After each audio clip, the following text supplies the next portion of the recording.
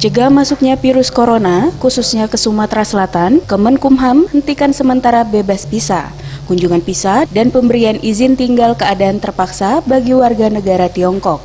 Pemberlakuan ini sebagai antisipasi kemungkinan masuknya virus corona yang dibawa warga negara asing yang pernah berkunjung ke Tiongkok selama kurun waktu 14 hari terakhir. Sebanyak 30 warga negara Tiongkok yang berada di Sumatera Selatan telah mengajukan perpanjangan izin tinggal sementara lantaran tidak adanya moda transportasi ke Tiongkok dari Bandara SMB 2 Palembang. Ke-30 WNA ini dinyatakan tidak terindikasi virus corona. Kepala Divisi Keimigrasian Kanwil Kemenkumham Sumsel, Hendro Triprasetyo mengatakan, semua alat angkut yang membawa orang asing dari wilayah Cina dan terindikasi virus corona harus ditolak.